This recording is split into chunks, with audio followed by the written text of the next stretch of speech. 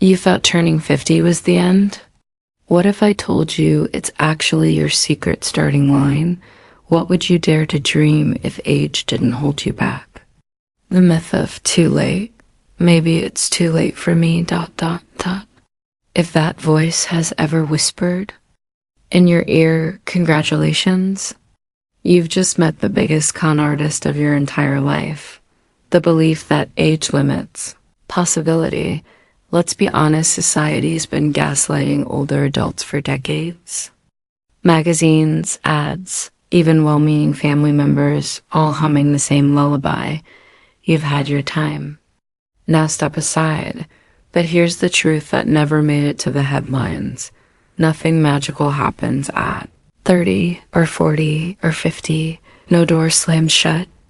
No dreams expire. No talent evaporates. But people act like it does. Why? Because it's easier to give up than to reimagine. Easier to label ourselves too old than risk being a beginner again. Here's a juicy little secret from neuroscience. Your brain doesn't care how many birthdays you've had. Thanks to neuroplasticity, your brain is always changing, yes. Even in your 70s. According to Dr. Michael Merzenich, a leading researcher in brain science, the aging brain retains a lifelong ability to reshape itself. Translation: your mind is a lot more flexible than your knees. So where did this too late myth come from? It's industrial age thinking. You work until 65, then vanish into retirement like a magician's puff of smoke. But that model, it's dead. We're living longer, healthier, and more creatively than ever before. Retirement is no longer the end of the line. It's the on-ramp to your most meaningful chapter. Want proof? Grandma Moses started painting at age 78 and became one of the most celebrated American folk artists. Colonel Sanders founded KFC at 65 with a social security check and a pressure cooker. Lavra Ingalls Wilder published her first Little House book at age 65.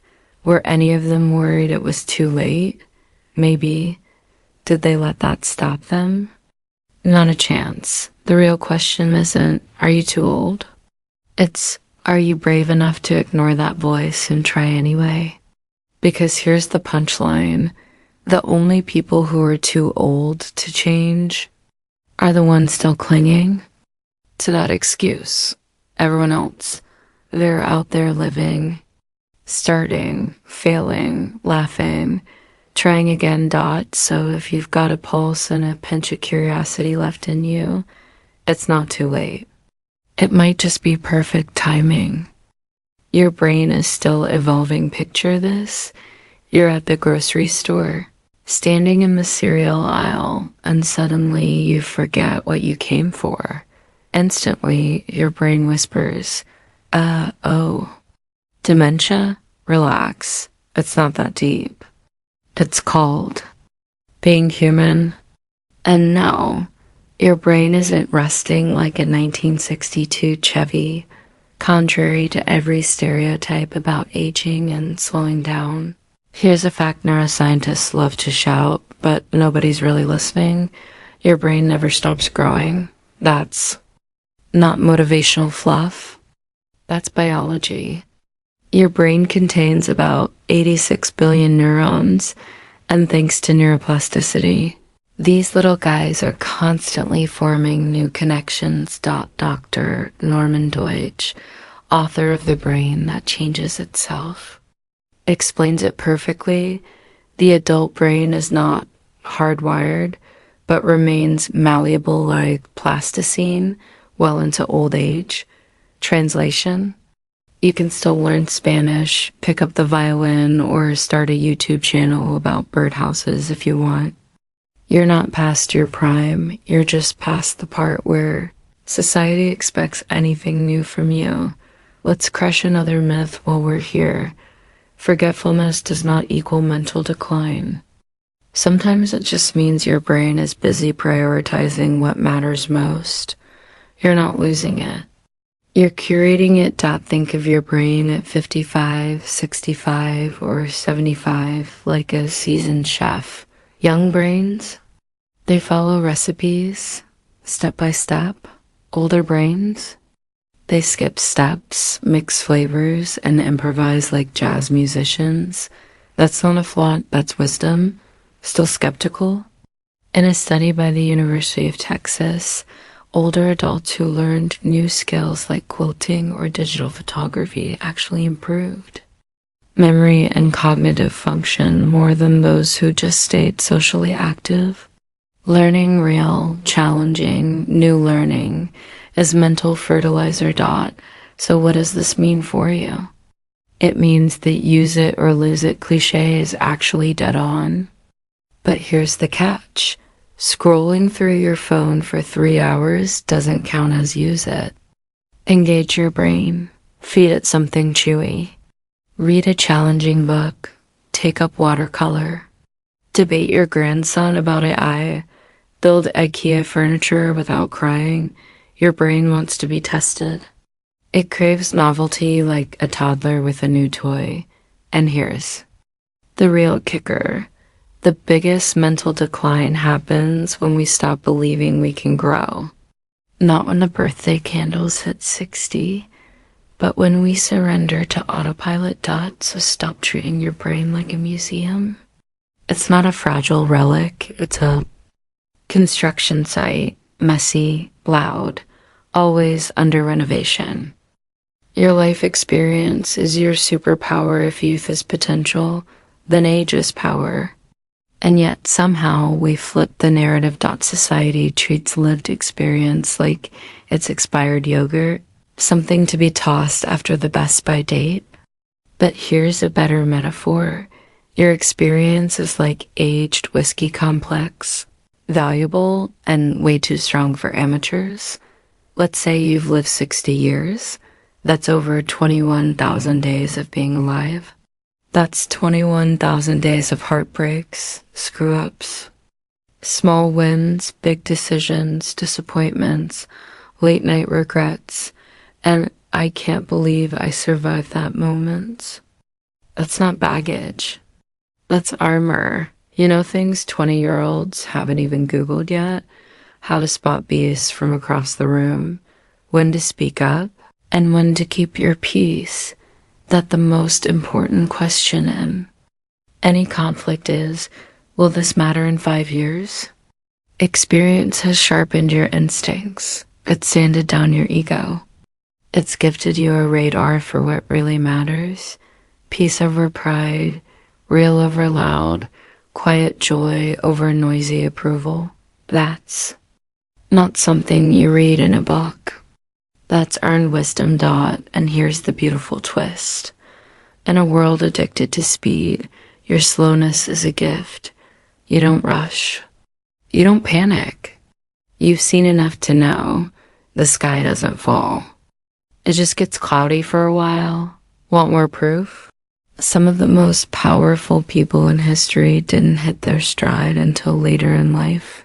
Vera Wang didn't design her first wedding dress until age 40. Toni Morrison published her first novel at 40 and won a Nobel Prize decades later. Morgan Freeman didn't get a breakout role until his 50s. Now he literally plays God. Their experience was the launch pad, not the handicap. Let's put it bluntly, young people have energy, but you've got depth. You've fought invisible battles, buried dreams, and dug up new ones. You've loved, lost, tried, failed, adapted, started over.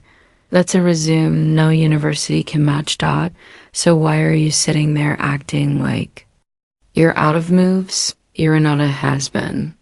You are a yet to begin. Here's your punchline. If you're still breathing, you're still becoming. Everything you've lived through hasn't made you weaker.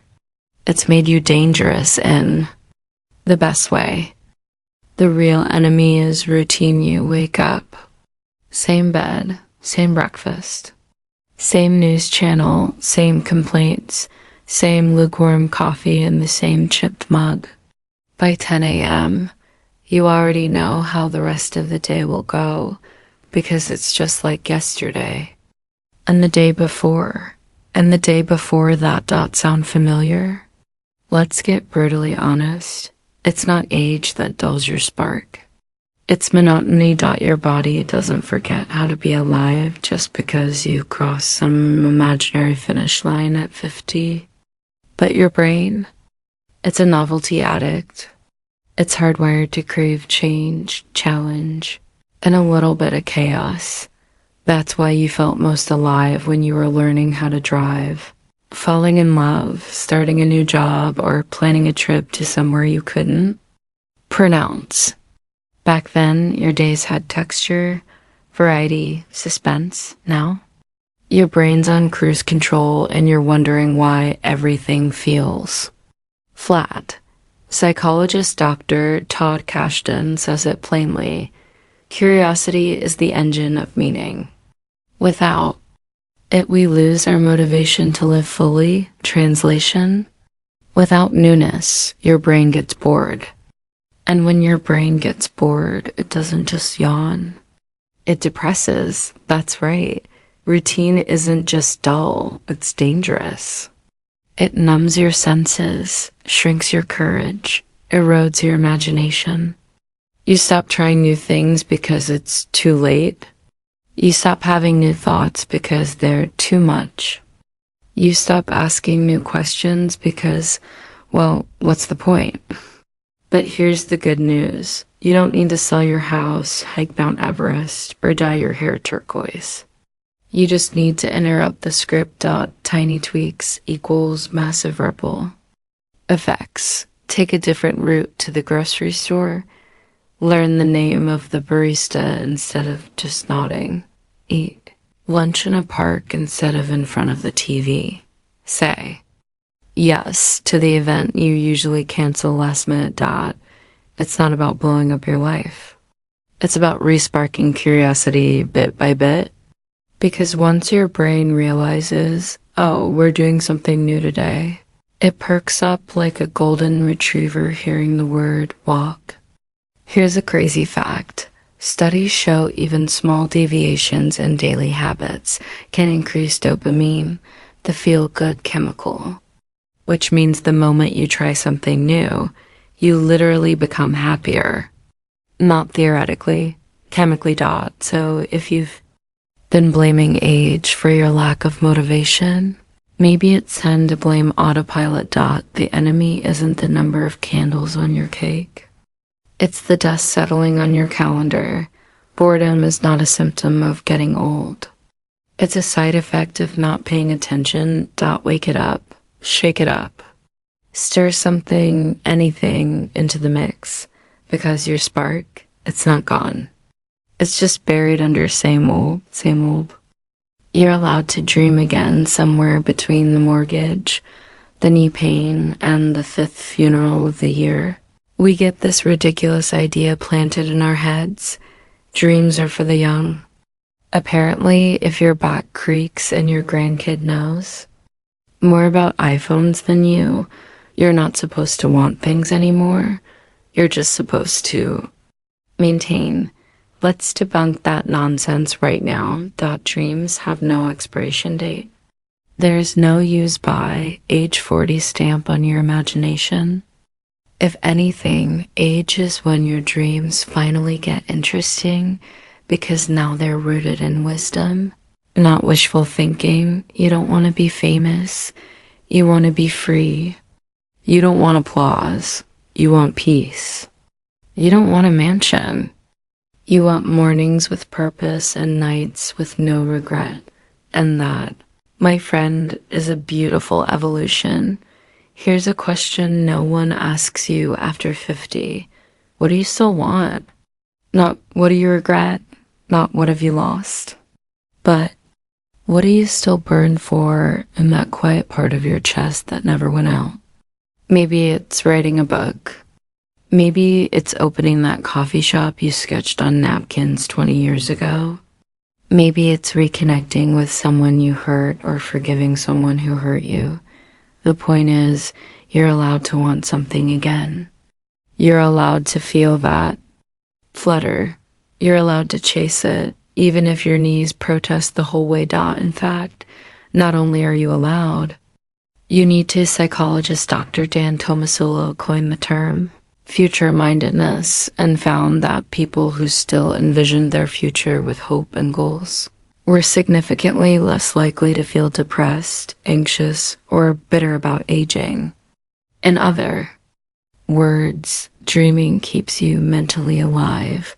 Even if you don't get the exact thing you're chasing, the act of chasing it fills your life with meaning. Purpose doesn't arrive at your door like a UPS package. It's created one daring little dream at a time. Don't buy the lie that dreaming is childish. You know what's childish? Quitting before the credits roll. Throwing your hands up and saying, well, guess that was it. Nope. You've got chapters left, whole story arcs, plot twists. Heck, you might just be in the prequel to your best life.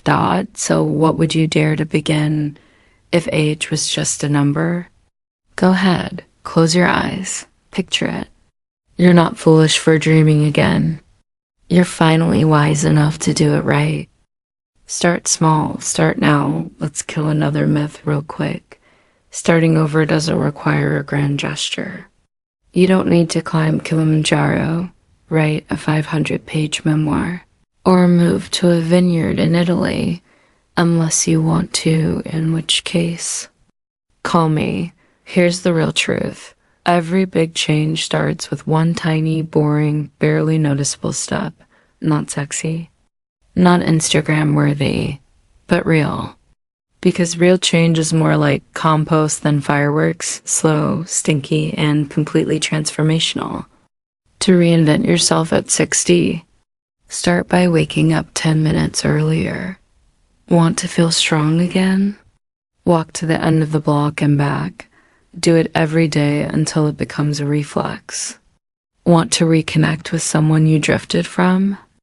Send a text that says, hey, I was thinking about you. That's it. No trumpets. No parade.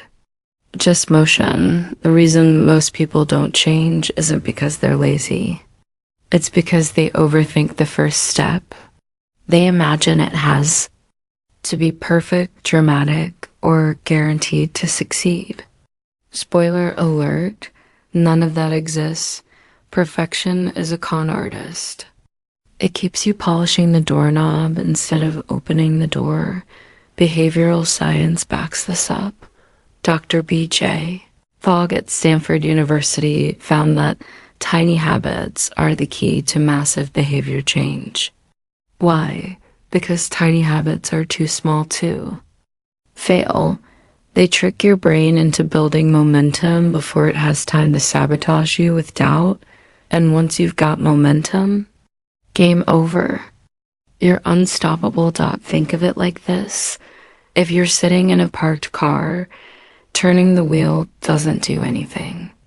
But once the car's moving, even just a little, you can steer. So move. Nudge yourself forward. Don't wait for motivation to show up like some flaky friend who's always late. Action comes first. Motivation follows movement. Don't ask, can I commit to this for the next 5 years? Ask, can I do this for the next 5 minutes? Because 5 minutes a day, done daily, is 30 hours a year. And 30 hours of walking, writing, talking, learning, or dreaming, that's a whole new life. Here's your punchline. You don't need a new year, a new job, or a new me. You just need a new habit. One small habit today. Proof. People who started late and want, let's play a little game. Guess the age these people were when they changed the world, or at least their world. Julia Child didn't cook a damn thing professionally until her late 30s. She published her first cookbook at 49 and became a TV icon in her 50s. Peter Mark-Rogius, the guy who wrote The Thesaurus, published his life's work at 73. Ironically, he found the right words very late. Ray Kroc was a milkshake machine salesman until he bought McDonald's at 52. You've probably heard of it. None of these people looked in the mirror and said, guess I'm done. They looked at their past and said, well, that was the warm-up. Still think it's too late? Meet Ann Atwater, a black civil rights activist who helped desegregate schools in Durham, North Carolina, in her 60s. She didn't lead because she was young and trendy. She led because she was fierce, fed up, and finally free of fear. Or how about Dow Porchin Lynch? She started teaching yoga at 67. She kept going until, 101. That's not a typo. She literally kept teaching until she died, dancing and downward dogging into legend. Want something a little closer to home? There's this guy, just a regular guy who retired from his office job at 62. He had no big plan. Just a rusty guitar and a notebook full of lyrics from 1975. He started busking at the local farmer's market. Within 2 years, he had a YouTube channel with 200,000 subscribers and a fan base that called him Grandpa Blues. Now he sells out small venues and signs autographs after church. Did he become a millionaire? Nope. Did he become alive? Absolutely. Here's the thing. These aren't unicorns. They're just people who didn't let age dictate ambition. They stopped asking, is it too late? And started asking, why not me? There's real science behind this too. Psychologists call it a growth mindset. The belief that your abilities can evolve with effort.